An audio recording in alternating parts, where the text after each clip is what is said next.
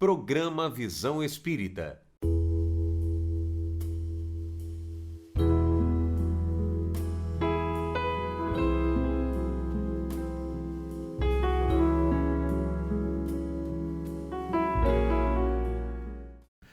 O programa Visão Espírita pede licença para entrar no seu lar e levar-lhe uma mensagem de fé, de otimismo e de esperança. O programa Visão Espírita tem a grata alegria de receber o médium, psicógrafo, companheiro, trabalhador da causa, diretor de um instituto, um abnegado do Evangelho, Júlio Carvalho. Seja bem-vindo, Júlio. Obrigado, é um prazer estar aqui novamente com vocês, no dia da independência, um feriado, e é um prazer imenso estar aqui para a gente desenvolver esse trabalho novamente em Ribeirão Preto. Júlio, provavelmente temos alguns telespectadores que estão conhecendo o Júlio Carvalho pela primeira vez na televisão, pela primeira vez pelo canal do YouTube, do Visão Espírita. Fala um pouquinho, quem é o Júlio, como esse trabalho do Júlio começou? A gente começou há 18 anos atrás, depois de uma infância, uma pré-adolescência de uma mediunidade muito ostensiva, uma família que não compreendia essa mediunidade. E em 2001, quando eu comecei o trabalho, na Casa Espírita na Zona Rural, no Centro Espírita da Cachoeira, da região da Cachoeira, mas chama-se Centro Espírita João Cândido de Moraes. Minas Gerais. Minas Gerais, no município de Pratinha. E de lá para cá a gente tem desenvolvido inúmeros trabalhos em equipe, né? É bom ressaltar isso, quando você posta, por exemplo, uma coisa sobre a instituição ou sobre o trabalho, o pessoal, de certa forma, te glorifica, mas o que não deve ser feito. Mas é uma equipe toda, são inúmeros, centenas de trabalhadores por trás desse trabalho. Júlio, o que tornou-se conhecido no Brasil todo é o trabalho de psicografia. Nós tivemos médiuns, né, que desenvolveram essa atividade e que você agora desenvolve a psicografia com o tema Cartas Consoladoras. Por que Cartas Consoladoras? Qual é a proposta? O que te moveu ou quem moveu para que esse trabalho evoluísse e se desenvolvesse? A denominação Cartas Consoladoras é justamente porque a carta, né, que baseada-se no espiritismo de Kardec, né, no verdadeiro espiritismo, criaram-se vários espiritismos, e, na verdade não existe vários espiritismos, mas assim, baseando-se em Kardec, a doutrina espírita é unicamente consoladora.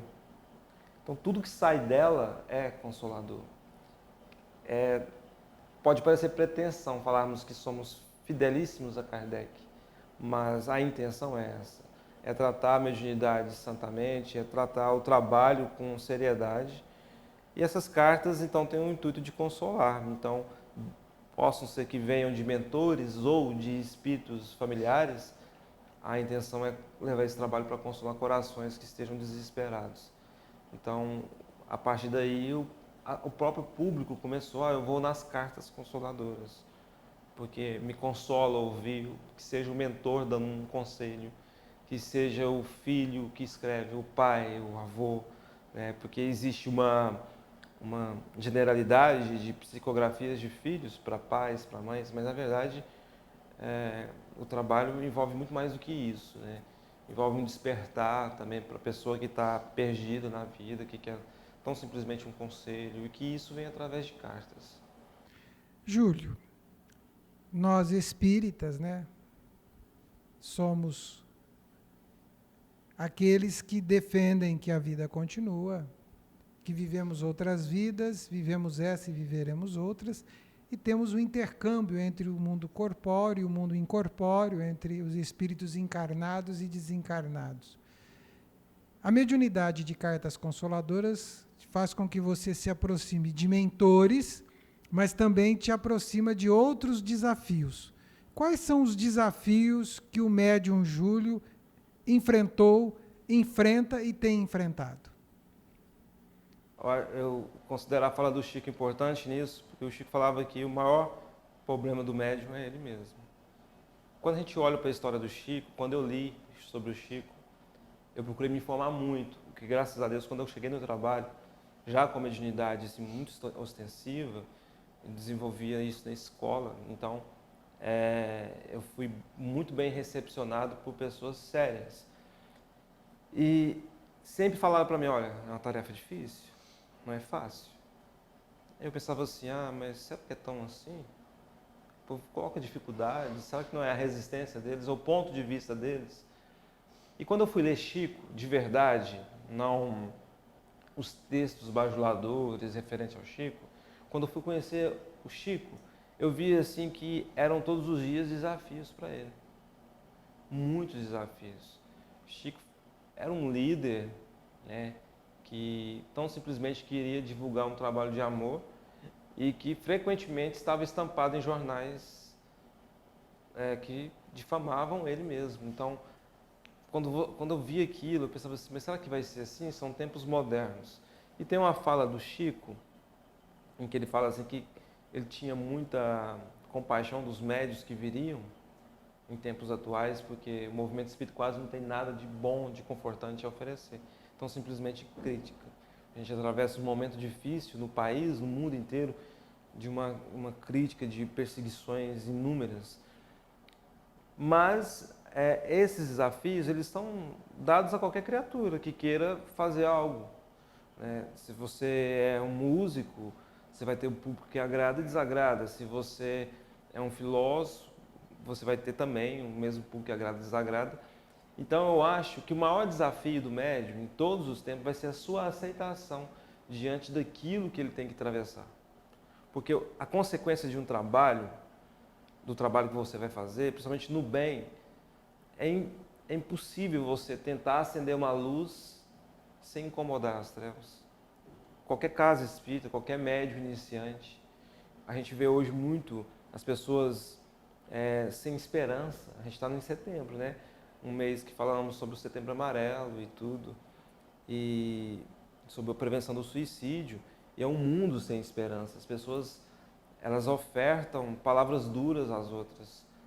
Então, assim, o espiritismo talvez tenha se perdido em alguns espíritos, porque ele não se perde na essência, mas assim, eu mesmo quando criança, meu pai saía comigo para buscar ajuda nos centros espíritas, e a única coisa que ele ouvia era um não. Não tem como te ajudar. Eu não lembro que tomei um passe sequer numa casa espírita quando eu tinha lá os meus 7 anos, 8 anos de idade, com a mediunidade extremamente extensiva, meu pai desesperado sem saber o que fazia, e a gente sempre tomava um não. Então acho que hoje você tem a oportunidade de, num mundo sem esperança, trabalhar isso. E então o maior problema da criatura é ela ser orientada que a conexão é entre ela e Deus.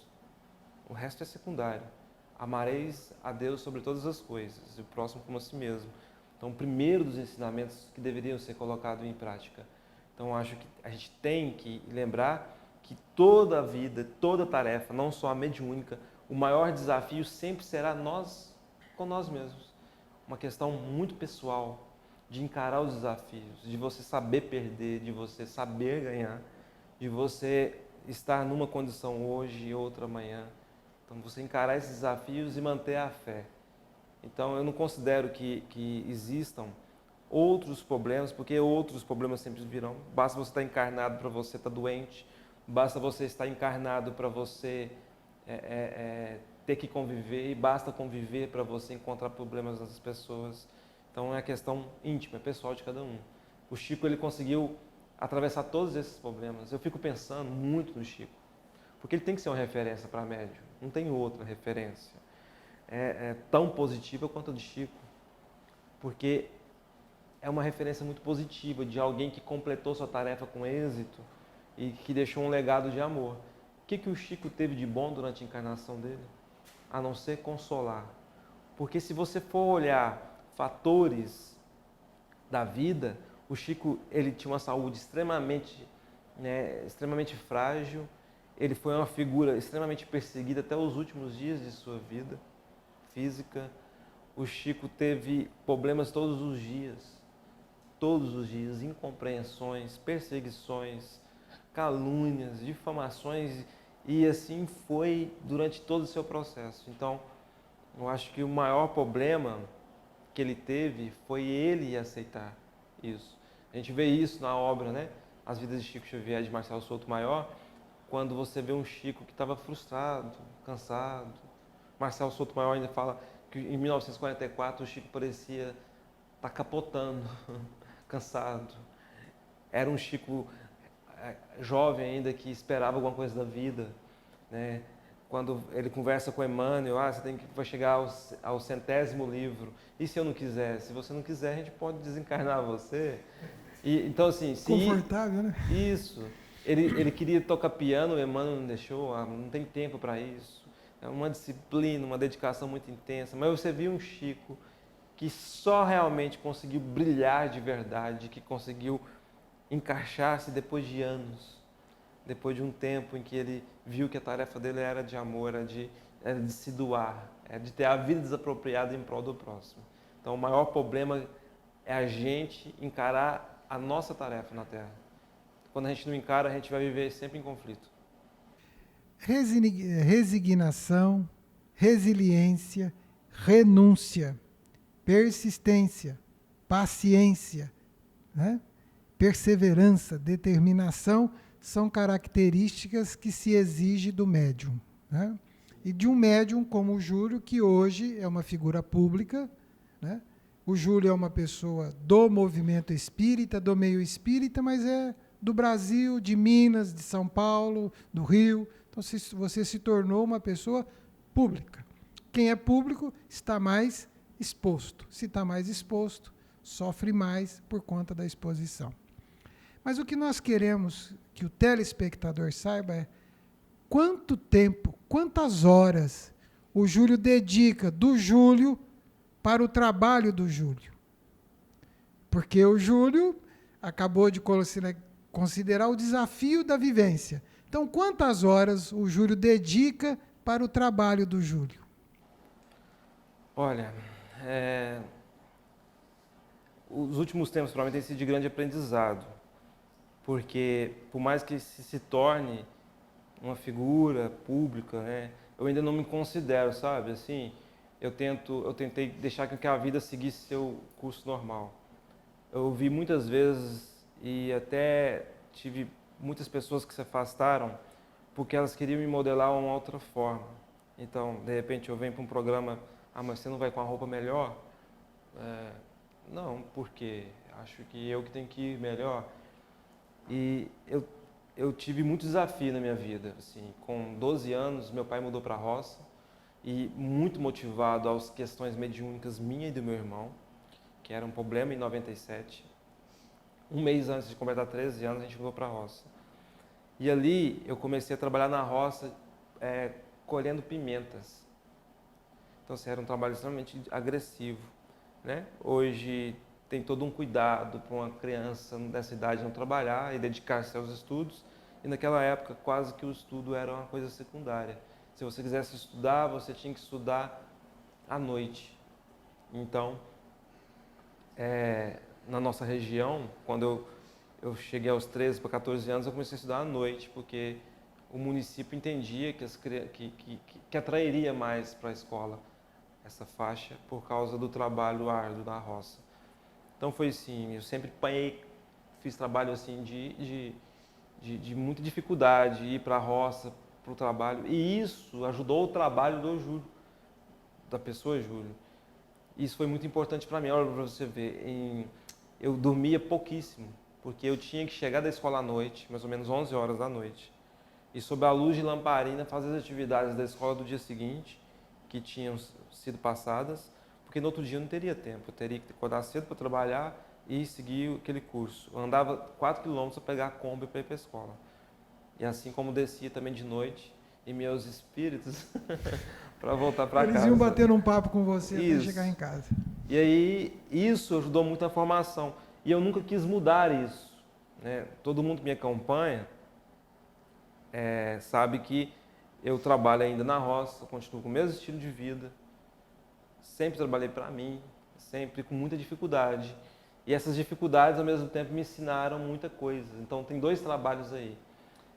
Esse trabalho né, de ter que hoje se levantar cedo e ir atrás do pão, porque você se tornou um médium e mediunidade não é profissão, né? E ao mesmo tempo os desafios de conciliar tempos. A minha vida é extremamente corrida. Para chegar aqui hoje, eu encarei uma viagem de madrugada, porque eu tinha um compromisso à noite profissional. Hoje, né, eu trabalho com a área gastronômica, eu trabalho com derivados de leite na É região. importante que o nosso telespectador saiba, por favor, você trabalha com leite, você produz queijos. Produz queijo, Queijo derivados de leite. queijo tipo, eu não conheço, me explica porque eu sou leigo no assunto. Queijo da tipo Queijo canastra, queijo canastra. que é um queijo específico da região da E Canastra. pelo que nós ficamos sabendo, um queijo premiado. Premiado. Eu acho Eu que tenho é importante que o nosso telespectador saiba que o Júlio trabalha, faz queijo, e o queijo é premiado, que dá. Sim. E hoje, graças a Deus, parte do queijo é doado para a instituição. E eu fiquei sabendo que parte do seu queijo está sendo vendido aqui em Ribeirão. Sim. E pelo que eu sei, o que chega vai embora. Vai embora. É um queijo muito bom, modéstia à parte. Então, tem todo esse trabalho, e esse trabalho também me ensinou muito moralmente. Porque a mediunidade, hoje, o médium, ele vira uma figura rapidinho. As redes sociais permitem isso. As pessoas estão desesperadas.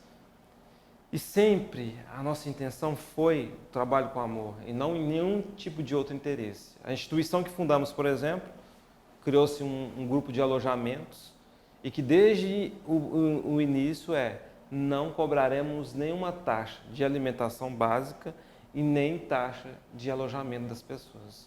Nós estamos na tarefa justamente por amor à causa, né? Assim como a instituição também conseguiu entrar no mundo em que não é um mundo só de mediunidade. A mediunidade uma hora acaba, uma hora o médium vai embora, uma hora eu posso perder a mediunidade. Ninguém sabe o dia de amanhã. Nós somos seres que estamos prestes a cair ou aumentar a cota de trabalho ou até mesmo interromper. O Chico interrompeu seus trabalhos antes de desencarnar. Ivone Amaral Pereira, chega um momento em que os mentores, o Charles mesmo, Bezerra, orientou ela que ela deveria já parar. Então, assim, a mediunidade é tão simplesmente um complemento, porque o trabalho que se tornou o Instituto hoje... Digo para o telespectador o nome do Instituto, a página, porque é importante que o nosso tempo de papo, ele nos limita, mas é Instituto Espírita Do Amor. Do Amor. Instituto Espírita do Amor fica em? Ele fica hoje na zona rural, na beira da rodovia, entre Ibiá e Pratinha, a 8 quilômetros da BR-262, no Alto Paranaíba. Alto Paranaíba. Então lá você recebe, qual é a área, quais são as atividades que acontecem regularmente. Fora as caravanas que eu sei, que dia 10 agora eu li, porque eu acompanho o Instituto, eu estou inscrito. Eu estou inscrito. O Instituto, além do trabalho espiritual que faz, né, o trabalho com as cartas, que na minha visão é só um detalhe. Como eu falei, a mediunidade, uma hora eu não vou estar lá mais, uma hora eu desencarno, mas tem um trabalho muito grande com a assistência social. Vai demorar, viu? Preciso te avisar isso. Vai demorar muito, né? Vai muito. Eu espero que não. Eu tenho que dizer para você que vai. A tarefa é grande. Eu sou seguidor fiel de Eurípides Barçanufo. E sempre, quando eu conheci ele com minha adolescência, eu falei assim, eu quero desencarnar com 38. Né? E como hoje eu estou com 35, então... Ele pediu para te avisar que é para você multiplicar por 2,5. 2,5. Mas o Instituto hoje faz o trabalho de estudo das obras básicas, faz o trabalho de passe, da psicografia, muitas palestras edificantes, toda semana tem, e um final de semana por mês estendido, sexta, sábado, domingo. Além disso, o Instituto tem um trabalho que é reconhecido pelos meios competentes jurídicos de assistência. Hoje atendemos 12 regiões, de Araxá até Córrego Danta, escolas em situação difícil e pessoas com vulnerabilidade social, ou seja, não temos uma linha específica de atendimento, não atendemos só crianças abandonadas, não atendemos só idosos. Inclusive lá na instituição, eu tenho lá 4 venezuelanos que moram lá, 5 na verdade, e estou com a guarda de 5 crianças. Você tem a guarda de 5 crianças. 5 crianças. Né? Elas moram no instituto. Moram no instituto. Estudam em Pratinha. Estudam em Tobati, que é uma Tobati. cidadezinha, um distrito próximo Frequentam a escola. frequentam a E estão escola, sob sua responsabilidade direta. sob minha tutela. Fora, Fora isso, a gente tem outros 48 internos atualmente. 48 internos. Eles moram lá. Moram lá. Almoçam, jantam, tomam café da manhã lá no instituto. É rotativo esse número, então amanhã possa ser que diminua ou aumente.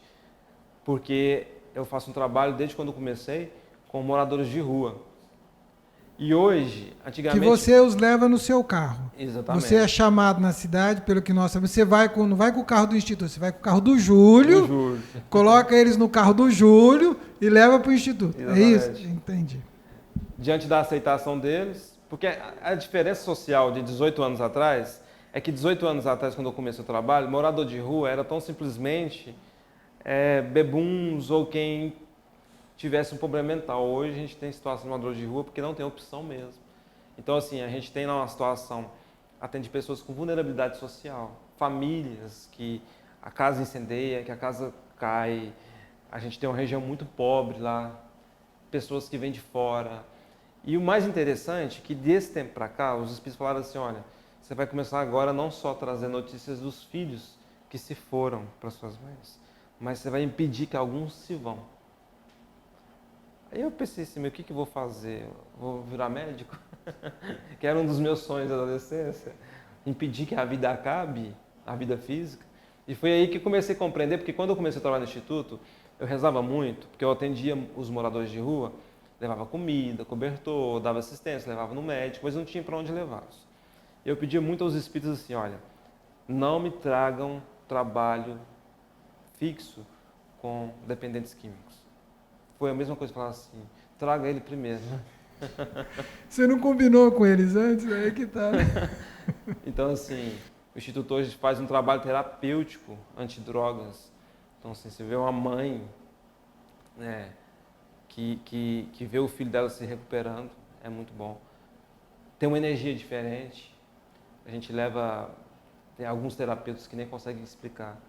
Às vezes eu tiro a pessoa da rua extremamente entregue ao vício, leva, ela não tem nenhuma crise de abstinência. Fica até o término do tratamento. Vai embora, consegue estudar, consegue casar, consegue tocar a vida dela. Às vezes a pessoa passou por 10 internações e não conseguiu isso. Então, assim, um dos meios, eu tentei fazer uma terapia diferente. Eu tentei falar para eles que eles têm cura, que eles não são doentes, que eles têm possibilidade de crescimento, que eles são capazes. E aí o trabalho começou a diferenciar. Então hoje a gente tem uma demanda muito grande de jovens, de mães que vão atrás. Esses dias mesmo eu atendi uma família que tinha 3 dias que não comia, procurando o filho que estava desaparecido, levou ele está lá bem. Então assim, eles chegam, eles sentem uma energia diferente, eles começam a participar de um trabalho diferente, então eles começam a se reerguer. Então hoje 48 pessoas. Pelo que nós sabemos, e eu ouvi que você precisa mensalmente, fora a alimentação, você precisa e tem a necessidade porque distribui, são mais de 3.000 litros de leite por mês, é isso? Então, Júlio, o programa Visão Espírita caminha para o seu término, nós vamos divulgar intensamente todo esse trabalho, ele será ligado às nossas instituições, à nossa divulgação, e nós pedimos que você, na sua mensagem final, ao nosso amigo telespectador, deixe uma mensagem consoladora e nós vamos trabalhar arduamente para que o Instituto tenha os recursos materiais, porque os recursos espirituais lá estão. Eu preciso um dia contar que foi as maiores folhas de couve que eu já vi numa terra que é pedra. Eu acho interessante, pedra da folha de couve grande, só que eu plantei e não deu certo, lá dá. Então, por favor, uma mensagem ao nosso telespectador, já agradecendo você por estar aqui com a gente. Obrigado. Então a gente agradece o carinho de todos, né? De todo mundo que tem acompanhado o trabalho, tentado auxiliar. Lembrando que A gente deixou bem claro hoje que o trabalho não é só a realização, a produção de fenômeno. O foco do Espiritismo não é esse. Muito pelo contrário, o Espiritismo prega a caridade. Nada mais é caridoso do que você tentar sustentar uma alma a caminhar pela Terra. E o trabalho do Instituto é esse. E hoje muitas pessoas que estão assistindo talvez precisam desse trabalho para se reerguer. É interessante como que o mundo às vezes não consegue seguir as orientações de Jesus e não perceber que nessa questão o caminho, verdade e vida, como ele mesmo prometeu, porque talvez a gente esteja caído ou sem esperança, deprimido, quase entregue ao suicídio, sendo que a única receita para isso é mais amor. Um amor verdadeiro e que possa fazer a pessoa sair da sua própria dor e reerguer outras. Com todas as pessoas que eu conversei, que saíram do estado depressivo, elas falam que esse foi o único caminho. Por isso tem essa tranquilidade de dizer que tenham esperança. O mundo ele está assim, em fases de transição, ele está num momento muito peculiar, onde parece que destaca só mal, mas existe muita coisa boa por detrás. Então, o conselho, a mensagem que eu deixo é: tenham esperança. Eu acho que nenhuma palavra define melhor o nosso estado hoje do que esperança. Esperança em dias melhores. Mas para isso, prática. Então, a gente precisa praticar para manter essa esperança. A esperança é como uma planta. Você precisa todos os dias estar irrigando, todo dia estar cuidando dela para que se torne uma árvore e dê seus frutos. O programa Visão Espírita agradece ao Júlio, agradece aos amigos que estão aqui nos bastidores, agradecemos a toda a equipe espiritual que participou conosco deste programa Visão Espírita, desejando que você possa também praticar um pouco da caridade. E saiba que oportunidades existem e estão à sua disposição. Visite o site, conheça o Instituto Espírita do Amor, dê a sua colaboração. Ela é única, só você pode fazer a sua colaboração. Pense nisso. Até o próximo programa Visão Espírita. Dedicar-se ao bem pelos desvalidos. Levar o alimento que mata a fome. Oferecer uma nova oportunidade de vida e principalmente confortar pessoas e famílias, atuando como uma instituição que busca diminuir as diferenças na sociedade. E quando a gente leva esse consolo, parece que é tão puramente assistencialismo, mas não. A gente está tentando levar também esperança para essas pessoas.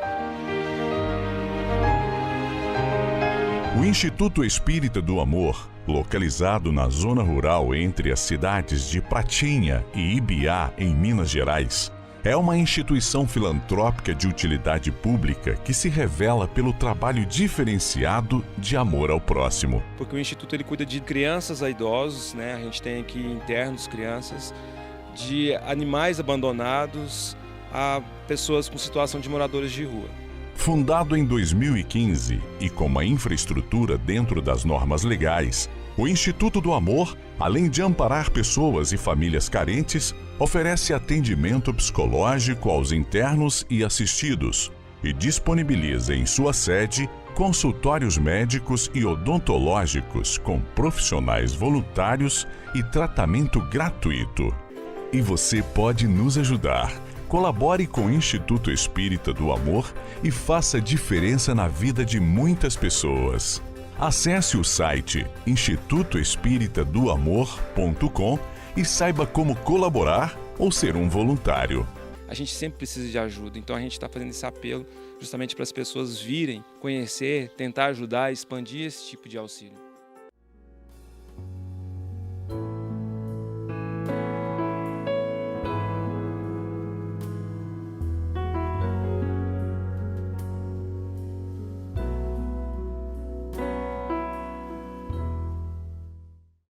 Programa Visão Espírita. Você gostou do programa que assistiu? Inscreva-se em nosso canal, dá um like, compartilha e toca o sininho para ser avisado sempre das nossas novidades aqui no programa Visão Espírita. Obrigado e até a próxima!